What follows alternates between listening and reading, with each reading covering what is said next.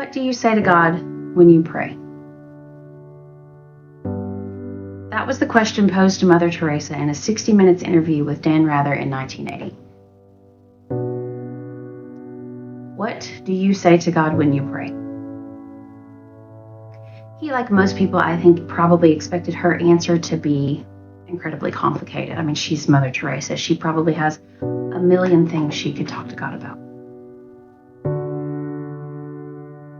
Instead, she answered with something profoundly simple. I don't say anything, she said. I listen. And then in a follow-up question, he asked, what does God do when you pray? He listens. I think that we've overcomplicated this. I think, at least in American Christianity, we have gamified it, if you will.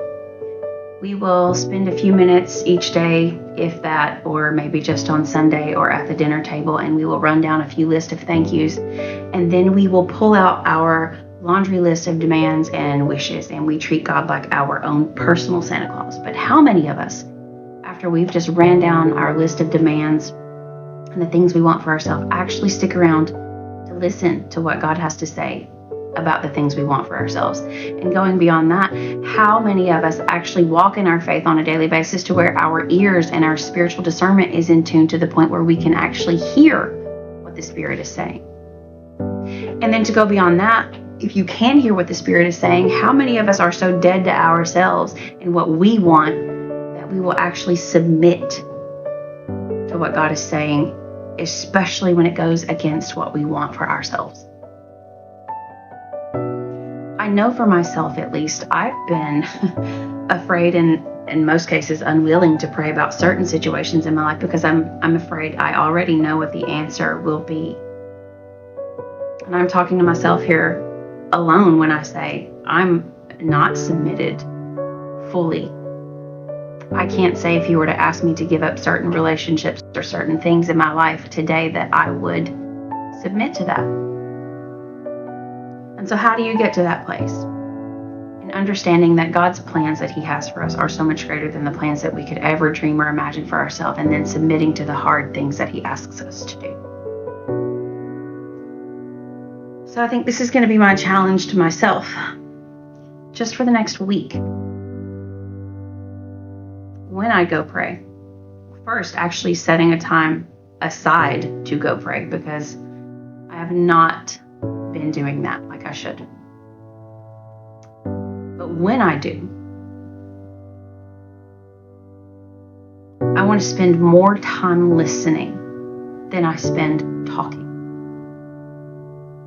In the age of social media and the internet, everyone lives in a spotlight. We think everything is about us. I want to spend more time actually trying to listen to what the Creator of the universe actually has to say to me about my life, about the things and the plans that He has set for me. I want to stop talking long enough to hear what He has to say. And maybe we should all do that. Maybe we should all stop talking and just listen more. Don't listen to respond, listen to understand.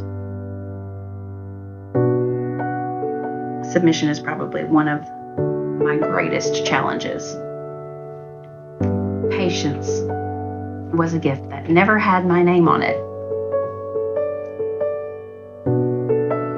I'm going to try to exercise a little bit more submission, a little bit more patience, and I'm going to listen.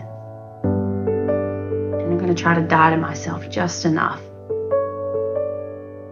to try and walk in a more upright and correct path. And I hope that you can do the same.